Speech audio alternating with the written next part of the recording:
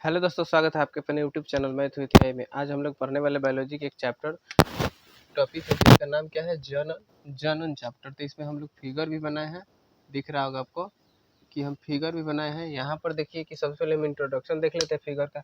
ये है क्या, मादा जनन तंत्र। ये मादा जनन तंत्र है और ये है गया हमारा नर जनन तंत्र, यानी ये लड़का का हो गया अंग, ये हो गया लड़की का अंग। समझ में आ रहा?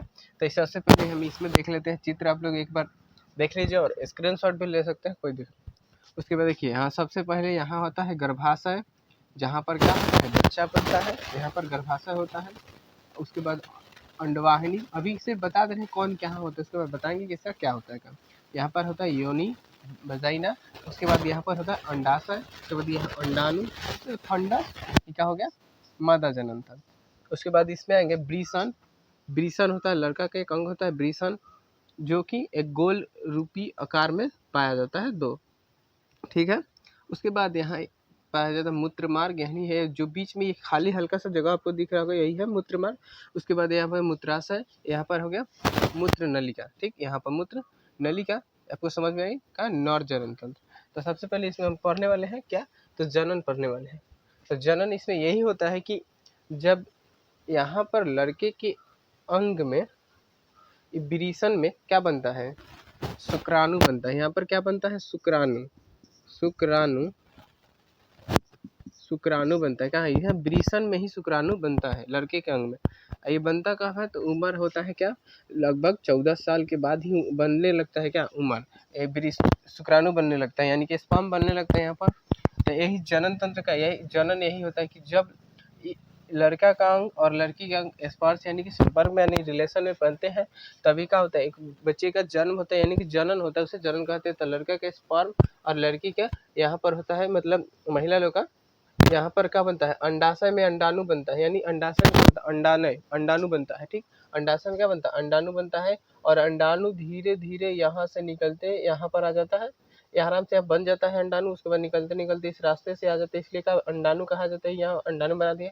उसके बाद जो ये शुक्राणु होता है इस योनि के रास्ते इधर आके इसमें क्या हो जाते हैं, निषेचन करते हैं, यानी कि क्रिया करते हैं। और क्या होता है, धीरे धीरे बढ़ते बढ़ते यानी कि पलते पलते जो इस महिला के जो खाने पीने की जो चीज़ें होती है उससे उसे प्रोटीन मिलने लगती है और एक यहाँ बच्चे का निर्माण होता है धीरे धीरे। उसके बाद 9 महीने के बाद एक लड़का पैदा होता है, या फिर लड़की हो या फिर लड़का हो। तो इसे देखिए, मान लीजिए कि ये शुक्राणु जो होते हैं कई लाखों करोड़ों में यहाँ पर जाते हैं, लेकिन सफल कोई एक ही हो पाता है। मान लीजिए यहाँ से शुक्राणु जा रहा है इधर से, इस रास्ते से तो कई लाख, और मान लीजिए कि अंडाणु तो यहाँ बना है, अंडाणु यहाँ बनता है, एक बार यहाँ बनता है तो एक बार यहाँ अंडाणु बनता है। अंडाणु ये भी यहाँ पर भी बनता है, यहाँ पर भी बनता है।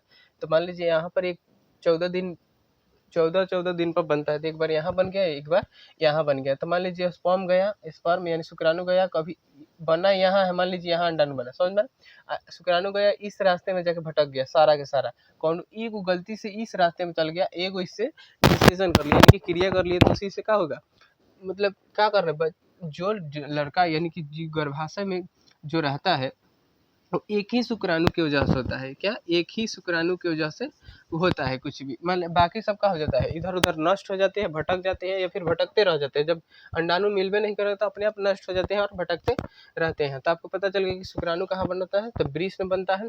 और मान लीजिए कहें कि लड़का का सबसे पहला पहचान क्या है, तो वृष नहीं होता है। ये ना कहें कि मोछधारी होता है, मोछधारी बात की बात है, क्योंकि आजकल लड़कियों को भी मोछधारी हो रहा है। तो इसलिए यह वृष नहीं, सबसे इम्पोर्टेंट चीज़ है क्या, वृष में, कि लड़का का वृष में होता है और लड़की के ये पहचान होता है, यही है। ठीक है। उसके बाद यहाँ का हो गया मूत्र नलिका, यानी कि मूत्र यहाँ से क्या होता है, निकलता है। इस समझ में आ रहा है ना कि यहाँ पर मूत्र नलिका यानी कि निकलने का क्या है, रास्ता है, इधर से इधर जाता है। और मूत्राशय यानी कि यहाँ पर ये मूत्र बनता है, यहाँ पर क्या, ये मूत्र यहाँ पर बनता है और मूत्र यहाँ से फिर निकल के इस रास्ते में आकर यहाँ से मूत्र मार्ग यानी कि फिर बाहर निकल जाता है। समझ आ रहा है यहाँ पर। उसके बाद यहाँ पर देखिए गर्भाशय, यहाँ पर बता दिए कि यहाँ पर क्या होता है, बच्चा पलता है, ये बता दिए क्या है, अंडाणु इस रास्ते से आता है। ऐसा पूछा कि अंडाणु कहाँ बनता है, तो अंडाशय में अंडाणु बनता है। यह हो गया अंडावाहिनी, वही बात है कि रास्ता है, एक ही चीज होता है। ठीक, तो अब देखेंगे कि अब जनन, अब इतना तो आपको समझ में आ गया क्लियर कि कैसे होता है जनन, यानी कि यहाँ पुरुष का शुक्राणु और महिला का अंडाणु, क्या, पुरुष का शुक्राणु अवर प्लस में अंडाणु मिलते हैं तो आपस में निषेचन करके का एक बच्चे का निर्माण होता है। समझ में, एक क्रिया होती है नहीं जिसे क्या कहते हैं, निषेचन कहते हैं। निषेचन पर लोग पिछले चैप्टर में पीछे पढ़े होंगे। तो निषेचन क्या होता है समझ में, क्रिया करना है। निषेचन एक तरह से आपस में अंडाणु और शुक्राणु का करता है, निषेचन कर लेता है। तो इससे एक गर्भाशय तैयार होता है जिसमें क्या होता है, बच्चा पलता है। समझ में आ गया यहाँ तक। उसके बाद देखेंगे हम लोग कि जनन किसे कहते हैं। तो मान लीजिए अभी तक कितना समझ में आएगी, ये सारा क्रिया जो हुआ ना, इसी को क्या कहते हैं, जनन। समझ में आ गया। ये जितना क्या कहे कि शुक्राणु मिला अंडाणु मिलकर एक बच्चे का जन्म हो गया और क्या हो गया, तो यही जनन कहते हैं। यानी कि कहने का सीधे से अगर बोले तो जीव जिस प्रक्रिया द्वारा अपनी जनसंख्या में, जीव अपनी जनसंख्या में वृद्धि करता है उसे क्या कहते हैं, जनन कहते हैं। तो मान लीजिए ये दोनों का होगा, जीवे ना होगा, जीव होगा ना। तो जीव जीव क्रिया किया यानी कि खुद से रिलेशन बनाया लड़का लड़की, तो क्या हो गया कि क्रिया हुआ, उसी प्रक्रिया द्वारा क्या हुआ, अपनी जनसंख्या में क्या हो गया, वृद्धि के। मान लो ये पहले से एक महिला थी एक पुरुष था, दोनों को मान लीजिए शादी हो, तो पहले से 2 आदमी था, एक बच्चा हो गया था, 3 हो गया, तो अपना जनसंख्या में क्या वृद्धि हो गया कि ना। तो वही जिस प्रक्रिया द्वारा वृद्धि की जाती है उसे क्या कहते हैं, जनन कहते हैं। समझ में आ गया होगा। अब जनन कई प्रकार का होता है, 2 प्रकार के जनन होता है। यहाँ पर लिख रहा है जनन 2 प्रकार के होता है। एक होता है अलैंगिक जनन, उसके बाद दूसरा लैंगिक जनन। लैंगिक जनन समझ में आ रहा है, अलैंगिक और लैंगिक जनन, लैंगिक और अलैंगिक जनन। तो देखिए यहाँ पर समझने के सबसे पहले हम लोग लैंगिक समझ लेते हैं। लैंगिक में मान लीजिए हमेशा क्या होगा, एक पुरुष होगा और एक महिला होगी हमेशा। आप जानवर में भी देखिए, कोई भी मान लीजिए घोड़ा में जनसंख्या कैसे वृद्धि, तो जनन के द्वारा। जनन में कौन, लैंगिक जनन, क्योंकि उसमें एक महिला चाहिए, एक पुरुष चाहिए। इंसान में भी एक महिला चाहिए, एक पुरुष चाहिए। जो भी जानवर है बड़े बड़े, उसमें भी क्या चाहिए, महिला और पुरुष चाहिए। तो जिसमें 2 चीज़ों की जरूरत पड़े, यानी अंडाणु और शुक्राणु पड़े जरूरत। ऐसे पूछे कि अंडाणु किस में बनता है, तो मादा में बनता है, यानी कि महिलाओं में बनता है। अब शुक्राणु किस में बनता है, तो पुरुषों में बने। शुक्राणु बनता कहाँ, तो वृषण में बनता है, यानी यहाँ पर बनता है। अंडाणु कहाँ बनता है, अंडाशय में बनता है। समझ में आया। लैंगिक जनन क्या होता है, जिसमें 2 अलग अलग आदमी भाग ले, यानी कि एक महिला नर हो एक मादा, यानी एक पुरुष हो एक महिला, एक महिला एक पुरुष हो, अगर भाग ले रहा है, खुद से रिलेशन बना रहा है, समझ रहा है, तो उसी प्रक्रिया का कहते हैं लैंगिक जनन। मतलब 2 अलग अलग भाग ले तो उसे क्या कहें, लैंगिक जनन। अलैंगिक में क्या होता है कि एक ही होता है, इसमें कोई 2 आदमी की जरूरत नहीं पड़ता, अपने से क्या हो जाता है, इसमें जनसंख्या में इन लोगों में क्या हो जाता है, वृद्धि हो जाता है अपने आप। समझ में यहाँ तक आ रहा है। जैसे में देखिए कि अलैंगिक बता रहे हैं कि यहाँ पर देखिएगा, मान लीजिए कि ये अमीबा हो गया। अमीबा जो होता है ना, क्या होता है, एक कोशिकीय जीव होता है का। उसके बाद देखिए यहाँ पर ऐसे ही बना हुआ रहता है इससे बीच में। तो अलैंगिक में भी कई प्रकार के होता है जनन, लेकिन ये हम बता रहे हैं कि खंडन, एगो खंडन समझ, विखंडन। मान लीजिए पहले से क्या है, अमीबा है, तो लिख देते हैं अमीबा हो गया। तो क्या है, पहले से एगो पूरा अमीबा है, लेकिन बाद में कुछ दिनों के बाद क्या हुई, बीच में जो भाग है ना, अपने आप टूट के धीरे से धीरे नया अमीबा का रूप ले लेगा अपने आप। तो इसे क्या कहते हैं, विखंडन। क्या विखंडन, समझ आ रहा है कि एगो पहले अमीबा था, अब क्या हो गया 2 गो, फिर इसी से क्या होगा, एक और अमीबा बन गया। इतना समझ में आ रहा है क्या। अलैंगिक में क्या होता है, हम पहले लैंगिक समझ चुके हैं, ध्यान रखिएगा कि हम लोग समझ अभी ये पढ़ रहे हैं। विखंडन यानी कि खुद से क्या हो जाता है, अपने आप टूट के बन जाता है एगो अलग ही। और उसके बाद आता है बहुखंडन। क्या, बहुखंडन, यहाँ लिख रहे हैं बहुखंडन। मान लीजिए यही है एगो भाग है, समझ ले। जब यहाँ पर क्या हो रहा था, एक एक टूट के बन रहा था ना। बहु मतलब क्या होता है, बहुत सारे खंड एक ही बार में। एगो जीव से 6, 7, 10, 15 गो क्या हो गया, बन गया जीव। एगो जीव था पहले, उसके बाद क्या बन गया, 10, 15 बन गया। इसे बहुखंडन कहेंगे। विखंडन भी आपको समझ में, मान ली कि खंडन, विखंडन एगो होगा, द्विखंडन मतलब क्या होगा, 2 बनेगा। यह इसको केंद्रक कहते हैं ना, केंद्रक। तो केंद्रक जो है अपने आप में टूट करके अलग अमीबा का कार्य निर्माण कर लिए, तो उसे क्या कहते, विखंडन। और उसके बाद बहुत सारे चीजों जीव अपने जैसे एथियों का क्या कर निर्माण कर ले, उसे क्या कहेंगे, बहुखंडन। और 2 के करे तो उसे द्विखंडन। समझ में आ रहा है।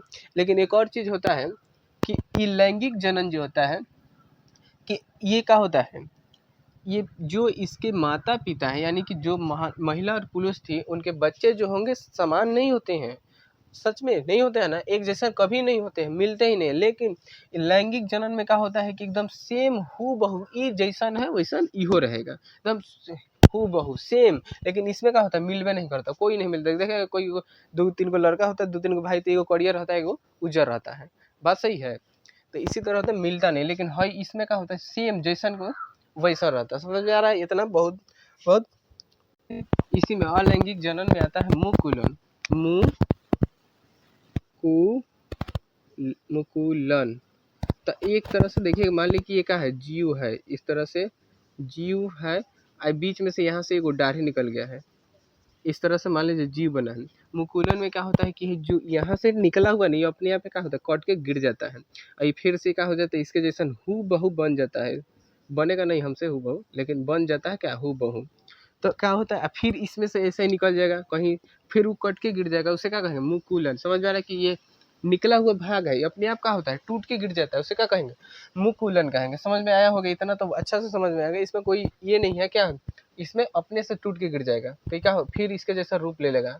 इसमें एगो खंडन विखंडन होता था, उसमें केंद्रक जो था अपने आप टूट के निकल जाता था, फिर उसका निर्माण हो जाता था। बहुखंडन में बहुत सारे का निर्माण होता है, द्विखंडन में 2 का निर्माण होता है, या फिर द्वि विभाजन भी उसे कहते हैं। मुकुलन भी समझिए कि इधर से एक निकला रहेगा, उसी का होगा वो अपने आप टूट के ऐसे गिर गया, समझ लीजिए टूट के गिर गया, ये नया बन गया। कायिक प्रवर्धक, क्या कायिक प्रवर्धक, कायिक प्रवर्धक होता है जो टॉपिक हमारा। इसमें क्या होता है कि मान लीजिए हम आलू देखे होंगे आप लोग, इसमें क्या होता है कि तने से जड़ से पत्तियां से निषेचन होकर नया पत्ती का निर्माण होता है। जैसे हमारा एक आलू होता है ना, ये मिटाते हैं, आलू ऐसे बना होता है, कहीं कहीं से आपका क्या हो जाता है जड़ निकल जाता है, एक एक आँख, जिसको आँख हम लोग कहते हैं बोते हैं, ऐसे निकलता है। या फिर आलू को ऐसे भागों में कितना भागों में काट के इसी को बो दिया जाता है, फिर एक नया आलू का निर्माण हो जाता है, उसे का कायिक प्रवर्धक कहते हैं। या फिर जैसे गुलाब का पौधा देखे होंगे आप लोग तो सब लोग लगाता ही है गुलाब का पौधा, हम लोग डाली काट के क्या करते हैं लगा देते हैं, तो डाली से ही एक नया गुलाब का पौधा बन जाता है, उसे ही कहते हैं कायिक प्रवर्धक, जिसमें डाली तने जड़ पत्तियां, कुछ कुछ ऐसे पौधे होते हैं जिसमें पत्ती को ऐसे तोड़ लीजिए, उसके बाद उसको लगा दीजिए, अपने आप का हो जाता है एक नया पौधा का निर्माण कर देता है पत्तियों तोड़ने से भी। या फिर अंगूर का पौधा उसका भी क्या होता है कायिक प्रवर्धक ही होता है। समझ में आया कि क्या होता है उसमें जड़ पौधे पत्तियां काट करके अलग कर दिया, जिससे कायिक प्रवर्धक हो जाता है। आपको तो कुछ इसमें ऐसा नहीं है कि जो समझ में आने वाली चीजें नहीं है, सब कुछ समझ में आ रहा होगा। लेकिन इसमें क्या होता है अब पढ़ेंगे हम लोग लैंगिक जनन। लैंगिक जनन में क्या होता है अलग अलग लिंग भाग लेते हैं, यानी कि महिला और पुरुष। हमें शुरू में ही थोड़ा बहुत बताया, लेकिन इसमें थोड़ा और बताना है। क्या होता है लैंगिक जनन का होता है अलग अलग भाग लेता है लिंग, महिला और एक पुरुष। तो पहले बताया कि क्या होता है इसमें जनन होता कैसे है। तो सबसे पहले यह वृष में से क्या निकलता है, वृष में क्या बनता है शुक्राणु बनता है, यानी स्पर्म शुक्राणु, और यहाँ अंडाशय में क्या बनता है अंडाणु बनता है। तो वही शुक्राणु और अंडाणु योनि के रास्ते से जाकर के जब मिलते हैं तो उसे क्या कहते हैं जनन कहते हैं। लेकिन जब ये मिल रहे होते हैं या फिर यहाँ पर जा रहे होते हैं एक शुक्राणु और अंडाणु, तो उसे हम लोग कहते हैं युग्मक। क्या युग्मक कहते हैं। अभी जा रहा है लो तो अलग, एक इसका युग्मक एक इसका युग्मक। कहा जाता है कि कितना जोड़ी मनुष्य में कितना जोड़ी युग्मक पाया जाता है, तो 23 जोड़ी। कितना 23 जोड़ी या फिर 46 को 23 जोड़ी कहेंगे मतलब 23 दूनी 46, या फिर 46 पूरा पूरा कह दिया जाए 23 जोड़ी, तो युग्मक हो गया। और जब दोनों मिल जाता है शुक्राणु और अंडाणु, यानी कि दोनों युग्मक नर का युग्मक और मादा का युग्मक मिल जाता है जब, तो उसे हम लोग कहते हैं युग्मक। उसके बाद बनता है युग्मज। दोनों मिलने के बाद क्या बनता है युग्मज। और जब दोनों मिल जाता है तो उसके बाद जो बनता है उसे कहते हैं जाइगोट। क्या